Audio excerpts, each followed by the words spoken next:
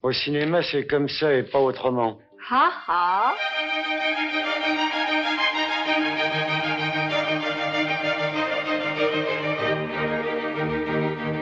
What do you do when you have nothing left to say? When you have made your case for what is right in a given medium?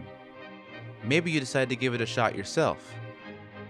In the 1950s, a group of French film critics did just that. Writers like Jean-Luc Godard, Éric Rohmer, and Claude Chabrol started to direct their own films, becoming a part of the French New Wave. This movement was the turning point, introducing new techniques that have influenced the greatest directors since. Between the movement of the actors in the frame, the compositions in each frame, it gave me the impression, the possibility of doing an entire film this way. It feels like it's a sense of freedom. Anything can happen any moment. But did the act of becoming directors mean they were no longer critics? One of them didn't think so. That director was François Truffaut. Let's go back. Coupé. Alors, maintenant, tout le monde se remet en position de départ.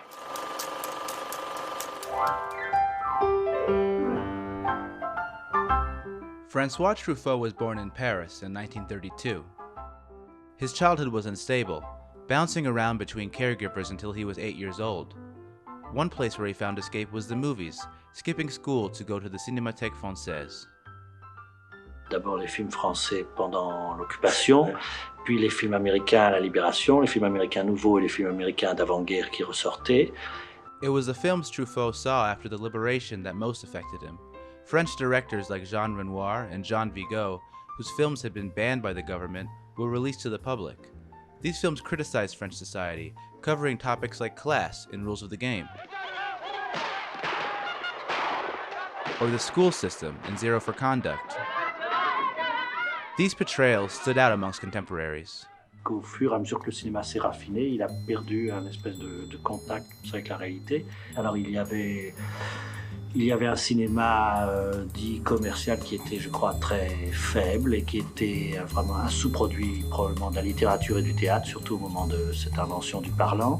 Et là, je découvrais une chose absolument incroyable, nouvelle et bouleversante, je dois dire. Vraiment, j'ai ressenti une impression très très forte, je crois, parce qu'on est sensible à la réalité. Il n'y a pas d'âge pour ça.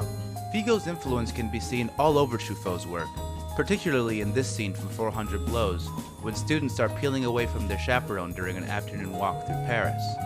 This championing of realism, particularly in autobiography, was a film theory pushed forward by Truffaut's mentor, André Bazin, the godfather of modern French film criticism. Bazin believed that the purpose of film was to leave interpretation to the viewer through accurate portrayals of the world around us. But if this is the goal, how should a film, well, be filmed? That answer was found in America, and would change the way that Truffaut looked at filmmaking forever. As Truffaut was saying earlier, commercial cinema had gotten stale after the switch to sound. Most of the acclaimed films of this time used minimal camera techniques. First, the establishing shot, then a neutral shot that shows two actors, and then something called the shot-reverse shot, quick cuts during dialogue where the camera moves back and forth between the two.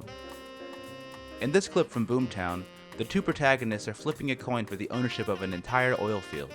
This is the act that sets up the drama for the rest of the film. The stakes couldn't be higher. Let's see how it's handled. Call it. Heads. Okay, you're the boss. We'll spot in by the skull. But what if we use the camera to highlight the importance of the scene? To show us what's at stake? What would that look like? Come on, boys! We're Union first! Be careful, Charles. Kane. Pull your muffler around your neck, Charles. Kane, I think we shall have to tell him now. Yes. I'll sign those papers now, Mr. Thatcher. You people seem to forget that I'm the boy's father. It's going to be done exactly the way I've told Mr. Thatcher. There ain't nothing wrong with Colorado. I don't see why we can't raise our own son just because we come into some money. If I want, I can go to court. A father has a right to. This clip from Orson Welles' Citizen Kane and the previous one from Boomtown share the same narrative role. They're about a decision that changes the course of a story. But what is Welles doing differently? Why has he chosen to shoot it this way? I'll let you in on a little secret. Blocking, the orientation of the characters in the frame, and lighting were used to highlight the themes in Citizen Kane. This blocking, an element of mise-en-scène, is a vital piece in Truffaut's theories about strong filmmaking. It allows a film to add another layer to its narrative arc. Together with a deep field of focus, which allows everything in the frame to be visible, a continuity is made in the viewer's eye, while also giving a director the choice of what they want to be seen or not seen. Well, how about it, Mr. Ralston? How do you like it, boys? Well, 70 years in a man's life. That's a lot to try to get into a newsreel, huh? This particular shot, with the young Charles Foster Kane in the background while his life is determined by forces beyond his control, is a recurring one in the film. I'll let you in on another little secret. The movement and placement of the camera was important as well. Wells was constantly using methods that would engulf the viewer in their experience. A low camera angle to make the characters larger than life. Toast, Jedediah, to love on my terms. Those are the only terms anybody ever knows. Or a spectator's view in the crowd. To point out and make public the dishonesty, the downright villainy of boss Jim W. Getty's political machine. And sometimes, something completely new. A lot of people have asked me about camera technique, angles you use, why you use them. The perfect camera technique is one the audience doesn't even know is existing. The whole idea is they become so engrossed in what's going on, they don't even know they're looking at a movie. Truffaut saw Citizen Kane for the first time in 1946. He was impressed by how effectively Wells had been able to capture his own vision and make a film that was unmistakably his. By the 50s, as a critic for the magazine Cahiers du Cinéma, Truffaut expanded on this idea, claiming that the best movies allowed directors the freedom to realize a script in the way they saw fit. He called this technique the politique des auteurs, first mentioned in a 1954 article by Truffaut, titled A Certain Tendency in French Cinema. Bien sûr, les films se font en équipe, mais que ou quelqu'un a quelque chose à dire, ou quelqu'un a des idées sur la vie et sur le cinéma et sur le monde. Et alors tout ce qu'il fait est intéressant, même si un tel film est un peu moins bien que celui d'avant. Truffaut took these lessons to heart when he started to direct his own films, and confessed that his critical mind was still active as a director. Effectivement, je considère que c'est quand même assez gênant parce que j'ai vu près de 3000 films et je suis toujours amené à me dire mais telle chose a déjà été faite dans tel film, à quoi bon ceci, à quoi bon cela. Et d'autre part, je suis très sceptique sur les histoires aussi, sur les bonnes histoires.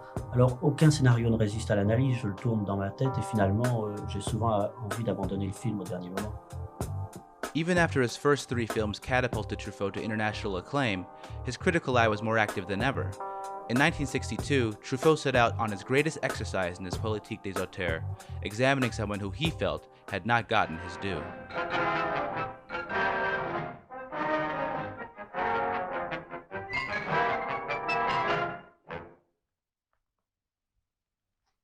Good evening. At the turn of the 60s, Alfred Hitchcock had already gotten the reputation as a master of suspense, but this conversation around his work considered it to be light entertainment. When Truffaut watched Hitchcock, he saw not only a storyteller, but one of the greatest directors of his time, a man with a technique all his own. In other words, an auteur.